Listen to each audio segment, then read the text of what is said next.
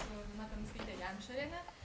Ir šį vakarą bandysime ieškoti totalitarizmo ištakų šiame filme. Ir kalbant su organizatoriais apie visą pristatymo eigą ir raidą, tarsi kalbėjom, kad tarsi aš buvau įpareigota pristatyti keletą aspektų, į kuriuos turėtumėte atkreipti dėmesį, bet to nedarysiu ir tai darau sąmoningai.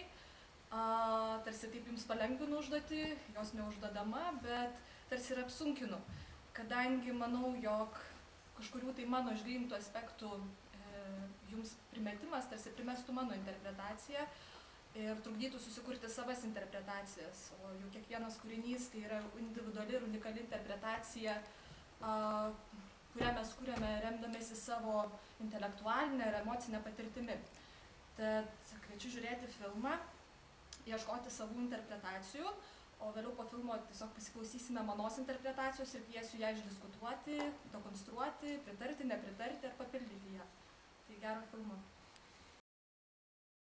Manau, kad kūrinys geras ir bet kokiam kūriniui reikia laiko, geram kūriniui laiko, tarsi laiko distancijos, kad galėtume įvertinti ir apmastyti, permastyti. Ir šiuo atveju aš turėjau tokią galimybę ir esu šiek tiek pasiruošusi apie tai kalbėti, apie šį filmą. Ir iš tikrųjų formuluotė totalitarizmo ištakos šiek tiek apgaulinga, nes iš esmės kalbėsiu daugiau apie nacizmo ištakas, o idėja suformuluoti šitaip temą be abejo man pasufleravo jums ko gero puikiai žinoma Hanos Arendt knyga Totalitarizmo ištakos, kur daugeliu atvejų paremė manasias tam tikras įžvalgas ši knyga. Bet pradžioj tai yra šioks toks ekskursas į į akademinę visuomenę, tai yra, aš pati esu istorikė ir kodėlgi istorikai žvelgia į vaidybinį kiną ir ką gali jie gauti nagrinėdami vaidybinį kiną. Tai 70-metį toks prancūzų istorikas Markas Fero suformulavo mintį, jog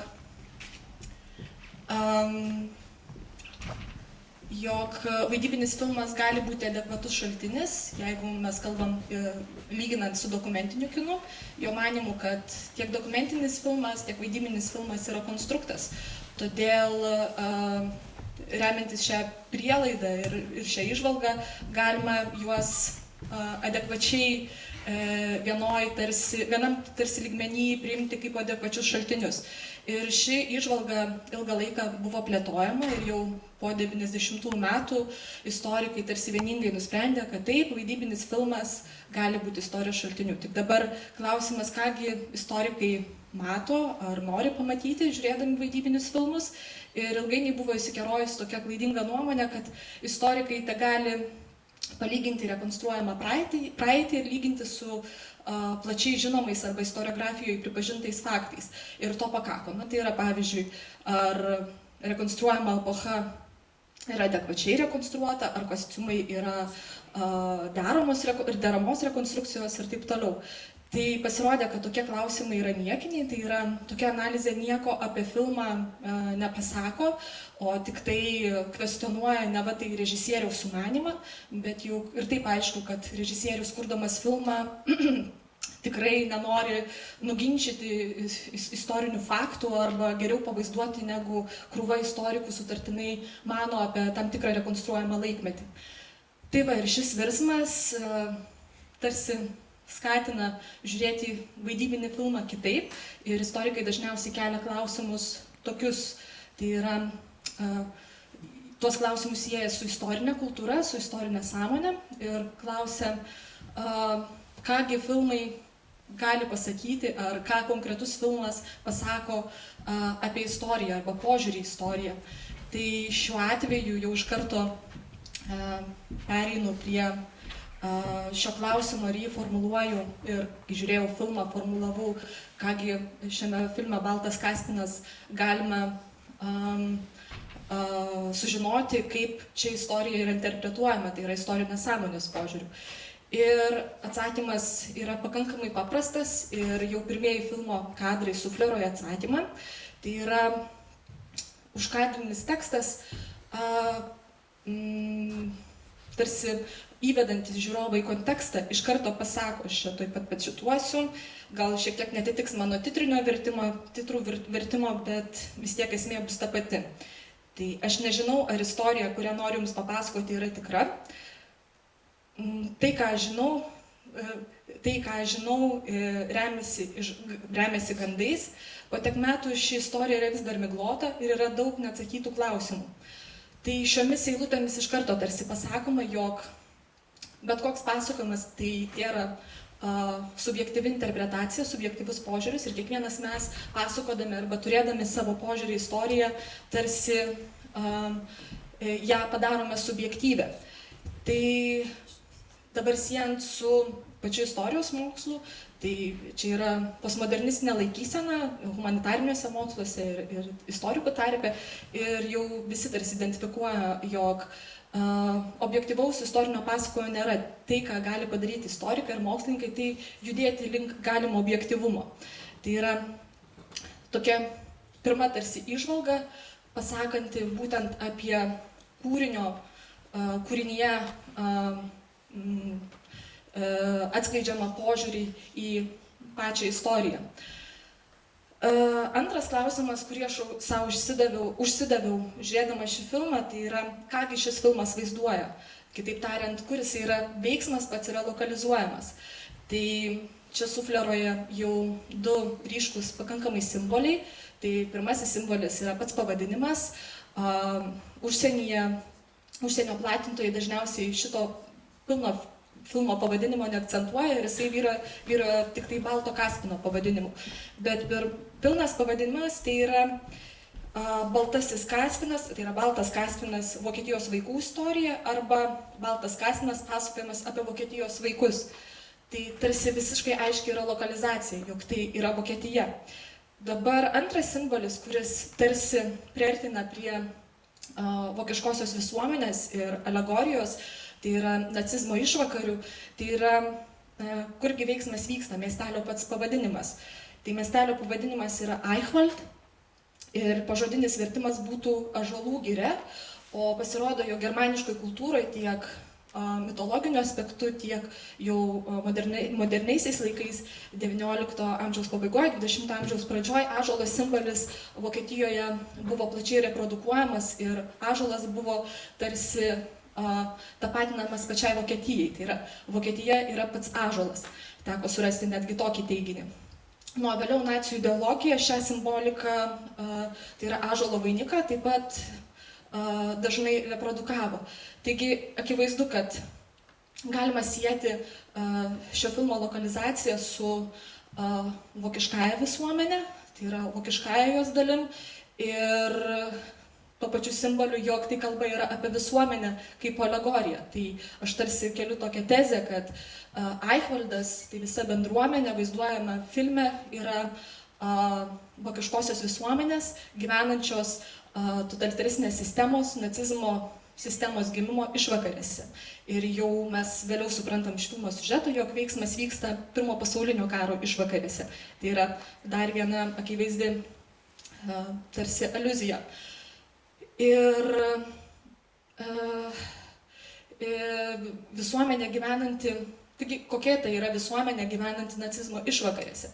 Ir kas tos visuomenės branduolį sudaro. Jeigu grįžtume prie filmo, tai pagrindiniai filmo veikėjai yra vaikai. Ir jie yra subjektai veikiantis tarsi paraleliai ir mūsų įsivaizdavimą, kas galėtų būti. Ir kartu konfrontacija, tam tikra su jau senaja kita karta, savo tėvų karta. Ir tuomet kyla kita mintis, ta, jog šie vaikai, kai jie užaugs, jie taps suaugusiaisiais, tuomet sąmoningaisiais, kai nacizmas jau įsivyraus, tai jie taps visuomenės branduoliu. Tada jau kitas klausimas kyla, o koks tas visuomenės branduolys yra. Ir būtent visas šitas filmas būtent apie tai ir pasakoja. Tai yra apie būtent vysto santykius ir klausia, rodo, kokiagi ta visuomenė yra. Ir man pačiai kyla klausimas, tai yra kėliau tokį klausimą, tie vaikai, kurie užaugs, tai yra kokie tie vaikai, kokį brandolį jie suformuos vėliau, tai yra kokiose sąlygose auga šie vaikai. Ir iš to paraleliai kyla iš paties filmo, tai kitas teiginys, jog aišku, jog vaikai tampa savų tėvų ideologiniais įkaitais ir įsitikinimų įkaitais. Tai yra, jie mokami neprisirišti, nepamilti. Tai yra puikia scena su mažuoju berniuku ir tėvu pastorium, kuomet jų pokalbis apie rastą paukščiuką ir kai tėvas klausia, ar tu jo nepamilsi, ar tu prie jo neprisiriši. Taip pat jie mokami besąlygiškai paklusti. Tai yra daktaro tėvo santykis su sava dukra Anna. Tai yra, dukra nesipriešina tėvo prievartavimui. Kitas aspektas, ko jie yra mokomi, tai yra nesakyti tiesos. Tai yra scena, kuomet ūkvedžio duktė, tai yra nesakyti tiesos, nes tiesa gali sukelti nemalonių padarinių. Tai yra, kuomet ūkvedžio duktė tarsi papasakojo savo sapnus ir tai susilaukia, tarsi jinai tampa įtariamąją, jie kartu tardo. Taip pat mokami nusižeminti, tai nusižeminimo scenų yra apstu filme. Nepasiduoti kūniškiams malonumams, tai yra Martino scena su tėvu pastorium. Smurtauti, tai yra ūkvedžio smurtas prieš savo tėvus, prieš savo vaikus, atsiprašau. Nebijoti mirties. Ko gero, man viena iš kraupiausių scenų būtent apie bebaimystę arba mirties bebaimystę yra vyresniosios sesers ir jaunesnio brolio pokalbis apie mirtį, kuomet berniukas natūriai klausia, kas yra mirtis. Tas klausimas sąlygojo prieš tai iškilusį įvykį, kai viena ūkininkė žuvo malūne. Ir jos, būtent tos mergaitės, ciniškas požiūris ir toks ciniškas ir šaltakraujis identifikavimas mirties man bene kraupiausia scena yra. Ir šita mergaitė tarsi atlyžta arba jos širdis tarsi suminkšnėja tik tada, kai ta istorija tampa suasmeninta, kuomet prabilta yra apie jos šeimą. Bet iš esmės, kuomet jinai kalba apie mirtį, kito mirtį, jinai šaltakraujiškai ją nupasakoja.